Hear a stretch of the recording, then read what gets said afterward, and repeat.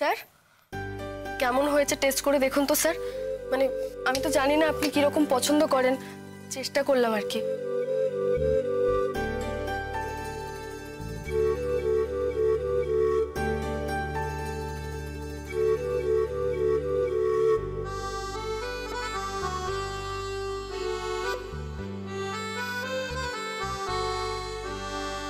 দারুণ, আপনি তো এক্সিলেন্ট চা বানান। স্যার চা বানানো এমন কি কাজ, এর মধ্যে আবার এক্সিলেন্সির কি আছে? বুঝলাম আপনি বিনয়ী, কিন্তু তা বলে আপনার গুণটাকে যে আমি অস্বীকার করব তা তো হয় না। এরকম একটা দারুণ চা, আর এক কাপ হবে? আর একটু খাবেন স্যার? না না, আমি নিজের খাওয়ার কথা বলছি। আমি বলছি আমরা দুজন মিলে খেলে এক্সচেঞ্জ করা যেত, চায়ের বিষয়টা নিয়ে আমরা ডিসকাস করতে পারতাম। না স্যার, আমি তো চা খাই না। আচ্ছা আপনি যখন এত করে বলছেন তখন আর একটু চা আছে, ওই হাফ কাপ মতো হবে, আমি সেটা খেয়ে নিতে পারি। যদি আপনি চান আপনি ওটাও নিতে পারেন স্যার। না আমি তো সেটা চাইছি না। আচ্ছা ঠিক আছে স্যার।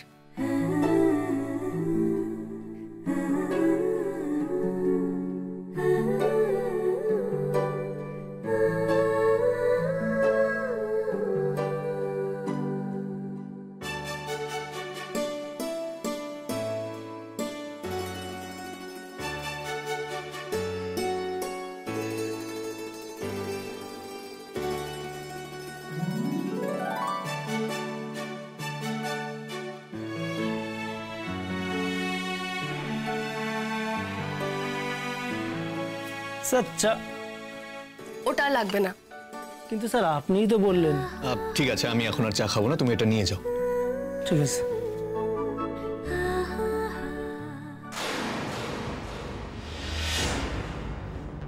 আমাকে চা করতে বলে চা কোথা থেকে চলে এলো? আর তো কেউ এখানে চা দেয় না। তাহলে কি স্যারের ঘরে চায়ের সরঞ্জাম ছিল? রায়দিনীমণি বানিয়েছে? কথা যাতে 5 কান করতে হয়। কি হলো, এখনো দাঁড়িয়ে আছো যে? না স্যার, মানে আমি চাটা বানিয়ে আনলাম। একবার বলছি তো খাবো না। অফিসে যদি কেউ খায় তাহলে তাকে দিয়ে দাও। আর শোনো, শুধু আজই নয়, আর কোনোদিন খাবো না। Okay sir. স্যার আপনি একেবারে বলে দিলেন যে আপনি আর কোনোদিন চা খাবেন না? বলে দিলাম। আপনি তো বললেন আপনি আমায় চা করে দেবেন, আর তাতে আপনার কোনো অসুবিধা হবে না। আপনি ফ্লাস্কে করে রেখে দেবেন, কিন্তু সেই ফ্লাস্ক যদি আমাকে নিয়ে আসতে হয় সেই ফ্লাস্ক কিন্তু এসে পৌঁছবে না। আসছেন কেন? আমি একটু মনে রাখতে পারি না, একটু ভুলো টাইপের। বাড়িতে যিনি আছেন তাকে বলে দেবেন, মনে করিয়ে দেবে। বাড়িতে কে আছে? বাড়িতে তো কেউ নেই। আচ্ছা স্যার। আমার তো আর আপনার মতো নয়, অনেক লোকের সংসার নয় আমার, আমি একাই থাকি। তাহলে স্যার খাওয়া দাওয়া? ওই একটা হোম ডেলিভারি করা আছে, সেখান থেকেই খাই। ভালো। ভালো ভালো কি আর কখনো হয়? কোনো রকমে খেতে হয়। কিন্তু আপনি একা কেন থাকেন স্যার? Sorry sir, sorry. আমি আপনার পার্সোনাল স্পেসে ঢুকে পড়ছি, যেটা একদমই ঠিক নয়। Sorry sir. একা কি আর কেউ ইচ্ছে করে থাকে? একা থাকতে বাধ্য হয় বলেই একা থাকে। আমিও একা থাকতে বাধ্য হয়েছি। সরি স্যার, আমি আর কিছু জানতে চাই না। কিন্তু আমার যে আপনাকে বলতে ইচ্ছে করছে। স্যার আপনার পার্সোনাল কথা শুনে আমি কি করব? বন্ধু বন্ধুকে পার্সোনাল কথা বলে না? হ্যাঁ বন্ধুকেই বলে, কিন্তু আমি তো আপনার বন্ধু নই স্যার। কেন? একসঙ্গে কাজ করলে বন্ধু হওয়া যায় না? স্যার আমরা একসঙ্গে কাজ করি না। আমি সবসময় এই কথাটা মনে রাখি যে আমি আপনার আন্ডারে কাজ করি স্যার।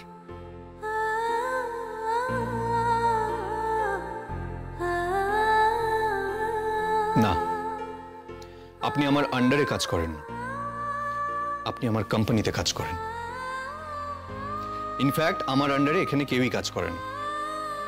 এখানে প্রত্যেকেই যে যার নিজের কাজ করছে।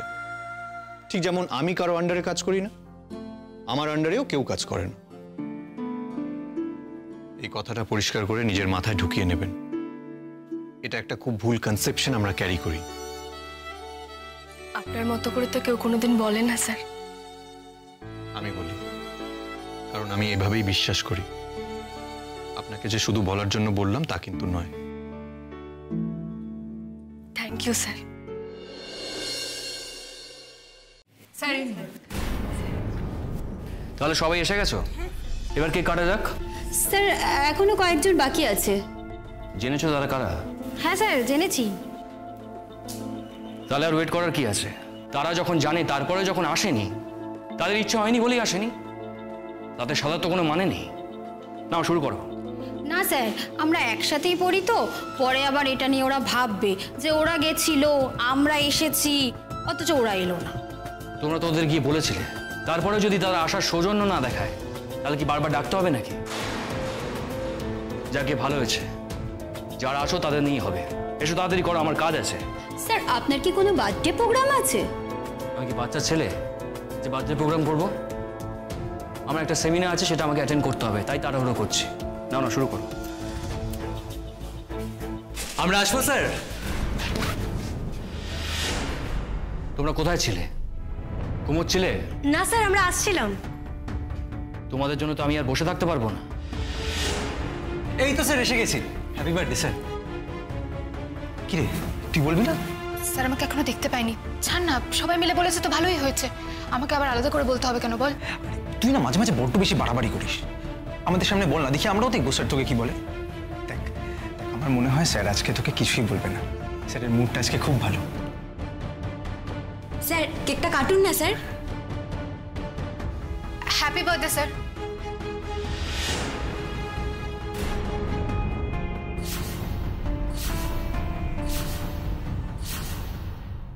এ কি, ও এখানে কি করছে? কে ওকে এখানে ইনভাইট করেছে? আমি বলেছিলাম না কোনো ভুলভাল স্টুডেন্ট যেন এখানে ইনভাইট না হয়। তোমরা শুনতে পাওনি? হ্যাঁ না স্যার, আমরা তো ক্লাসে সবাইকেই বলেছি, ও ক্লাসের মধ্যেই ছিল, ওকে আলাদা করে কিছু বলিনি, ও এমনি এমনিই চলে এসেছে। স্যার বলছি, চলে যখন এসেছে আজকের দিনটা ক্ষমা করে দিন না স্যার। মানে আমরা জেনে গেলাম, আর কখনো ওকে আমরা ডাকবো না। বিশ্বাস করুন স্যার, ওকে আমরা ডাকিও নি, মানে আলাদা করে তো ডাকিনি ওকে। স্যার আমি কিন্তু আপনাকে বার্থডে উইশ করতেই এসেছিলাম। ইনফ্যাক্ট আমি কিছু জানতামও না, ওদের কাছ থেকেই জেনেছি। আমাকে তো আলাদা করে আর কিছু বলা হয়নি, আর জানলে আমি সত্যি আসতাম না স্যার। সরি স্যার, কোনো ভুলভাল স্টুডেন্ট আপনার জন্মদিন নষ্ট করে দিক সেটা আমিও চাই না। আসছি স্যার। দাদা স্যার, আমার মনে হয় আপনি স্রোতের সাথে অন্যায় করছেন। মনে করবেন না, একজন আপনাকে বার্থডে উইশ করতে এসেছে আর তাকে আপনি এইভাবে অপমান করলেন। ও তো আসতেও চায়নি স্যার, আমরাই বরং ওকে জোর করে নিয়ে এসেছিলাম। কেন? কে বলেছিল তোমাকে ওকে জোর করে আনতে? আমি তো দায়িত্ব দিয়েছিলাম। স্যার আসলে আমরা ভাবতেই পারিনি যে একজন স্টুডেন্ট হলে আপনার এতটা অপমানে লাগবে, আপনি এতটা খারাপ পাবেন, আর সেই স্টুডেন্টকে আপনি প্রত্যেকের সামনে এইভাবে অপমান করবেন। স্যার ও না বুঝতে পারেনি, আর আমরা যদি জানতাম, আমরা আজ যাই করি না কেন ওকে এখানে আনতাম না। এখন তো আমাদেরই খারাপ লাগছে স্যার, কারণ স্রোত তো আসতেই চায়নি, আমরাই ওকে জোর করে নিয়ে এসেছি। স্রোত বলেই ছিল যে স্যার আমাকে দেখলে খুব বাজেভাবে রিয়্যাক্ট করবেন, স্যার তো আমাকে পছন্দই করেন না। কেন পছন্দ করি না? তার তো ডেফিনেটলি কোনো কারণ আছে। তোমাদের সাথে তো এরকম হয় না, কেন ওর সাথে শুধু এরকম হয়? নিশ্চয়ই ওর মধ্যে কোনো গন্ডগোল আছে। শোনো, আজকে আমার জীবনের বিশেষ দিন, তাই কোনো রকম তর্ক আমি তোমাদের সঙ্গে করতে চাইছি না, কিন্তু আমি যেটা পছন্দ করি না সেটা আমি কখনোই পছন্দ করব না। জোর করে আমি কিছু করব না। এই কলেজ থেকে তো আমি ওকে বার করতে পারবো না। ও যখন এখানে ভর্তি হয়েছে তখন ও পড়বেই, আর বাধ্য হয়ে আমাকেও ক্লাসটা নিতে হবে। কিন্তু আমার বার্থডে সেলিব্রেশনটা যে আমাকে জোর করে করতে হবে, ওকে নিয়ে করতে হবে, তার তো কোনো মানে নেই। একেবারেই কোনো মানে নেই স্যার, আর আপনি করতে যাবেনই বা কেন? আই এম সরি স্যার, আমি চলে যাচ্ছি। তবে আপনার জন্য আমার উইশটা রয়ে গেল। ভালো থাকবেন স্যার, আপনার আজকের দিনটা যেন খুব ভালো কাটে। আমার দিন ভালো কাটবে কি না কাটবে সেটা কি তুমি বলে দেবে? আচ্ছা তুমি নিজেকে কি মনে করো? পৃথিবীর শ্রেষ্ঠ জ্ঞানী হয়ে গেছো, বিশ্বজ্ঞানী? স্যার আপনাকে বার্থডে উইশ তো সবাই করলো, আর আমি করলেই আমার তকমা হয়ে গেল বিশ্বজ্ঞানীর। তা ভালোই হয়েছে। আমি সত্যিই বুঝতে পেরেছি আপনি আমাকে না আলাদা একটা নজরে দেখেন, আর সেটা আমি আমার পাওনা হিসেবে মেনে নিচ্ছি স্যার। তবে একটা কথা মাথায় রাখবেন স্যার, আপনি কিন্তু আমাদের টিচার, আর অন্তত আজকে আপনি টিচার সুলভ কোনো আচরণই করলেন না। কার সাথে কি আচরণ করবো সেটা কি তোমার কাছ থেকে শিখতে হবে? প্রয়োজন হলে শিখতে হবে স্যার, ছোটদের থেকেও তো শিখতে হয়, কারণ আমরা কেউ তো এখানে বিশ্বজ্ঞানী নই, না আমি আর না আপনি।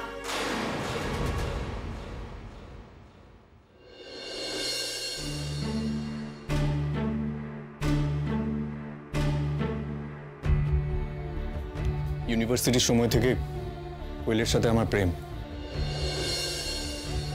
আর তারপর আমরা বিয়ে করি।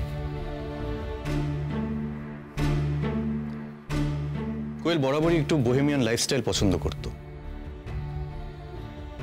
বিয়ের পর সংসার করতে গিয়ে এটা পরিষ্কার হয়ে গেল যে আমি প্রচন্ড সংসারী মানুষ, আর ও বোহেমিয়ানিজমটা ফলো করে, ভালোবাসে। হ্যাঁ, আমারও একটা সময় সেটা ভালো লাগতো, কিন্তু পরে আর ভালো লাগলো না। আর কোয়েলও নিজেকে বদলাতে পারলো না, তাই দুজনের দুটি পথ আলাদা হয়ে গেল।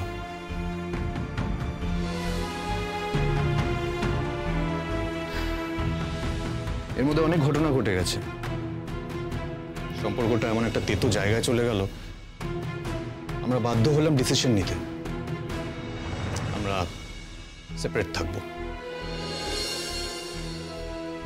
আর কি, সেপারেশন হয়ে গেল। কোয়েল এখনো কারণে অকারণে আমাকে ফোন করে মাঝে মধ্যে। ফোন করলেই আমি আমার মাথা ঠিক রাখতে পারি না। যে অপমান আর অসম্মানও আমাকে করে গেছে যাওয়ার আগে, সেটা আমি আজও বলতে পারিনি। চেষ্টা করেছি কাজের মধ্যে থেকে বলার, কিন্তু পারিনি আমি। ও আজও ফোন করলে আমার এটা মনে হয় যে আমার সেই দিনগুলো আবার বোধহয় আমার জীবনে ফিরে এলো। আর ফোন করলে ভীষণ সার্কাস্টিক্যালি কথা বলে আমার সাথে। সেই দিনগুলো আমি আপসেট থাকি। সেদিন কোয়েলেরই ফোন এসেছিল, আর ঘটনাচক্রে আমি আপনার সাথে মিসবিহেভ করে ফেলেছিলাম।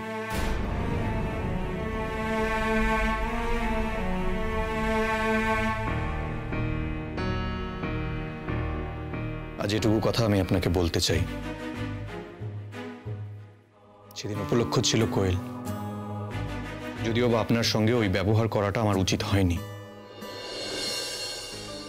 সামান্য দেরি হওয়ার জন্য আমি ওরকম করিও না, সেদিনও করতাম না যদি না কোয়েলের ফোনটা আসতো। আমার দিক থেকেও তো ঠিক হয়নি স্যার দেরি করাটা। তার জন্য আমি আপনাকে যে কথাগুলো শুনিয়েছি সেটা আমাকে অনেক বেশি হার্ট করেছে, হয়তো আপনার থেকেও বেশি। আপনি তো কাজটা ছেড়ে চলেই যাচ্ছিলেন, চলে যেতে পারতেনও, আমি আপনাকে যেতে দিইনি। আর আমি সত্যি আপনাকে যেতে দিতে চাইও না, কারণ এই অল্প দিনে আমি বুঝতে পেরেছি আপনি আমার একজন অ্যাসেট।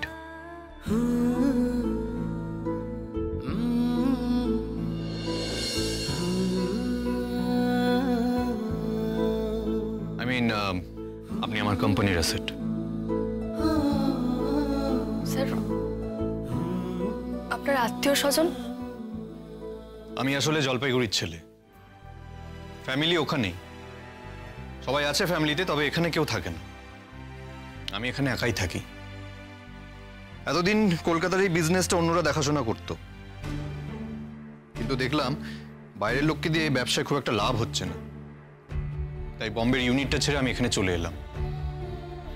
বম্বের ইউনিটটা আমার এক ভাই এখন দেখাশোনা করছে, এখন ওকে খানিকটা ট্রাস্ট করা যায়, তাই আমি নিশ্চিন্তে এখানে চলে আসতে পেরেছি। তাহলে তো আপনি অল্প দিনের জন্যই এসেছেন।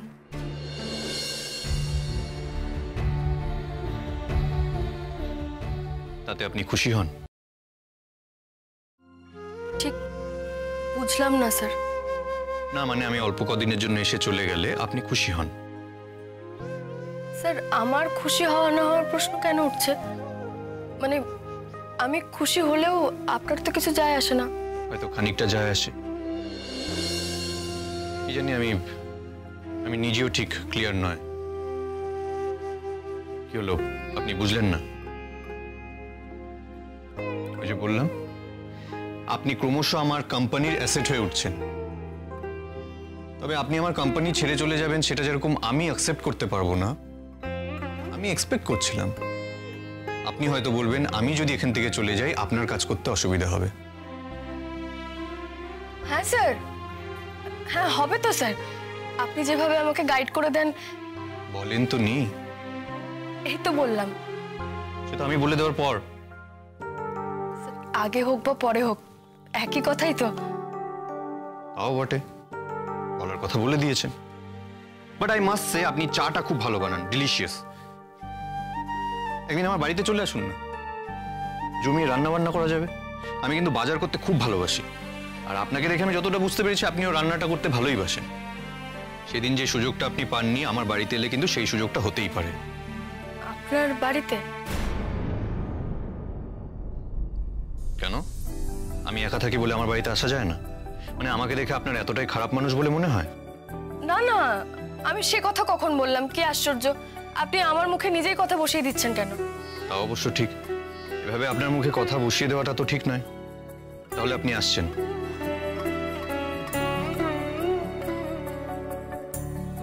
হ্যাঁ, সে একদিন। না না, ওই আকাশে ভাসিয়ে দিলে কথাগুলো চলবে না। পরে কখনো একদিন দেখা যাবে, এসব কথায় আমি বিশ্বাসী নই। যদি আসবেন তাহলে পরিষ্কার কনফিডেন্টলি বলুন, হ্যাঁ আসবো। হ্যাঁ আসবো না কেন? আসবো না কেন নয়, কবে আসবেন?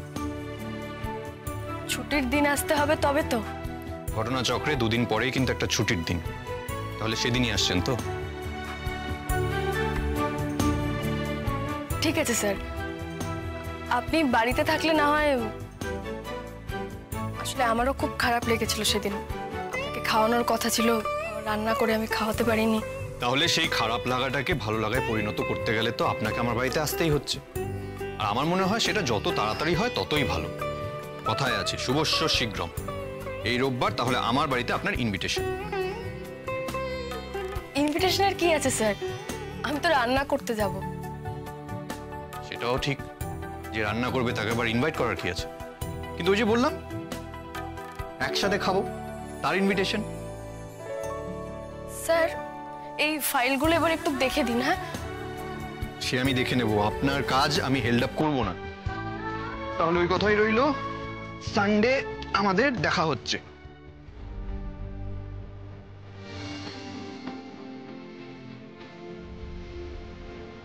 আশা করতে পারি তো? পরে আবার বলবে না তো রোববার আটকে গেছি।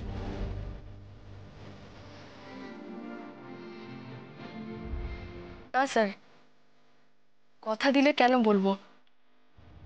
আর আমি আর কি এমন ব্যস্ত? আমি যাবো স্যার, রান্না করে আপনাকে খাইয়ে আসবো। তবে আমাকে একটা কথা দিতে হবে স্যার, বাজারটা কিন্তু আমি করব। তা তো হবে না, হয় আপনি আমার বাড়িতে আসবেন, তারপর আমরা দুজনে একসাথে বাজার করতে বেরোবো, আর তা না হলে আমি একা বাজার করে নিয়ে আসবো। মাঝামাঝি কোনো অপশন নেই। কিন্তু আমি তো আপনাকে খাওয়াবো বলেছিলাম স্যার। রান্না করে খাওয়ানোটাই তো আসল। কে কত টাকা দিয়ে সবজি কিনলো, কত টাকা দিয়ে মাছ কিনলো, সেটা তো বড় কথা নয়। ঠিক আছে স্যার,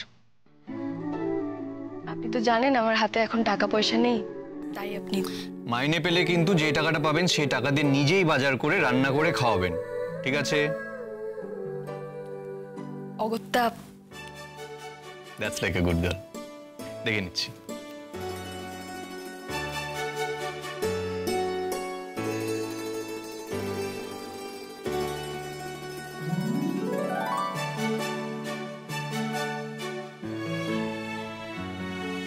ভদ্রলোকের কথার মধ্যে আমি এক ধরনের নৈকট্য খুঁজে পাচ্ছি। কলিগের সঙ্গে তো এটা হওয়ার কথা নয়, অন্য কলিগের সঙ্গেও তো এটা নেই, তাহলে আমার সঙ্গে বা এরকম কেন হচ্ছে? আমি কি ভুল ভাবছি?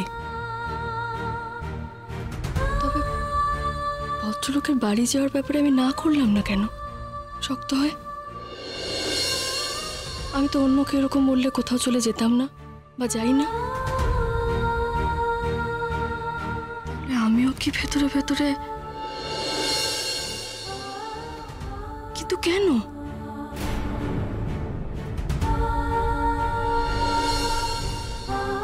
হ্যালো,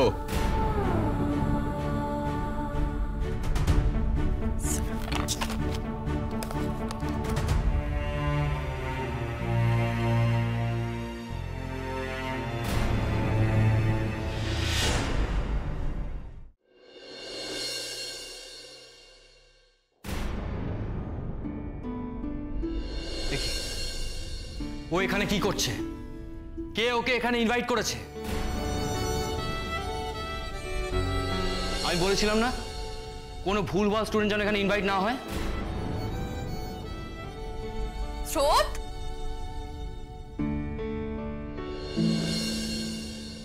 কি রে, তুই কলেজে যাবি না? না, ওই কলেজে যাওয়ার আমার ইচ্ছে নেই। ওই কলেজে যাওয়ার ইচ্ছে নেই মানে? সবে ফার্স্ট ইয়ার কমপ্লিট হলো, এখন অন্য কোনো কলেজে ভর্তি হতে পারবি নাকি? আমি ডেসপারেটলি চেষ্টা করছি যদি টিসি পেয়ে যাই, কিন্তু ওই কলেজে আমি আর যাব না। এরকম আমার হয় নাকি স্রোত? মানে মেডিকেল কলেজ সম্পর্কে আমার কোনো ধারণা নেই। কিছু হয়েছে ওই কলেজে? কিছু হয়নি। কিছু তো একটা হয়েছে। তুই তো আজকাল আমাকে মনের কথা বলিসই না। তোকে পাই কোথায় দিদি ভাই? তুই যতক্ষণ থাকিস বাড়িতে কাজ করিস, তারপর তুইও বেরিয়ে যাস, আমিও সকাল সকাল বেরিয়ে যাই। যখন ফিরি তখনও তোর অফিস শেষ হয় না, তারপর আমি পড়তে বসি, কথা হয় না, তারপর আমি ঘুমিয়ে পড়ি, এই করেই আমাদের আর কথা হয় না। আচ্ছা, এখন তো কথা হবে নাকি? মানে কি করবি বলতো? কলেজে যাবি না যাবি না? যাব না। কি হয়েছে বলতো? যাব না বললাম তোরে দিদি ভাই, যাব না। ওই কলেজে আমি আর যেতে চাই না। কিন্তু হয়েছেটা কি? যাবি না কেন? ওই কলেজটা ভালো না। ও মা, এতদিন ভালো ছিল, হুট করে খারাপ হয়ে গেল? তো খারাপটা হলো কিসে শুনি? কোনো বন্ধুর সঙ্গে ঝামেলা হয়েছে? না। তাহলে কি হয়েছে স্রোত? বল না আমাকে, বল। স্রোত, স্রোত, আরে কি হয়েছে? কাঁদছে কেন আমার বোনটা? হ্যাঁ, কি হয়েছে বল আমাকে। কিছু হয়নি দিদি ভাই, বলছি তো কিছু হয়নি। তবে ওই কলেজে আমি যেভাবে অপমানিত হয়েছি আর কোনোদিনও কোথাও হয়নি। কে অপমান করেছে তোকে? করেছে একজন। কে সে? তোর কোনো বন্ধু অপমান করেছে? কি কারণে? কি হয়েছে? আমি তো বুঝতেই পারছি না আমার বোনকে অকারণে কি অপমান। কি হয়েছে আমাকে বলবি একটু? অপমান করার জন্য কি কোনো কারণ লাগে নাকি? যার অপমান করাই নেশা, সে তো অপমান করবেই। তার মানে তো সে সবাইকেই অপমান করে? মানে বেছে বেছে যে শুধু তোকে করে তা তো নয়? না, শুধু আমাকেই করে। আমি ওই ভদ্রলোকের সফট টার্গেট। ভদ্রলোক? কে সেই ভদ্রলোক? স্যার। স্যার? আচ্ছা, আমি বুঝতে পারছি না, একজন স্যার তোকে এইভাবে অপমান করছেন, তুই প্রিন্সিপালের কাছে কি কথাটা বল। ভেবেছিলাম বলবো, তারপর ভেবে দেখলাম ওনার ওখানে যা আধিপত্য, যা প্রভাব, কেউ আমার কথা শুনবেই না। ছাত্রছাত্রীরা তো ওনার নামে দুঢোক জল বেশি খায়। তাহলে তোর সঙ্গে এরকম কেন হচ্ছে স্রোত?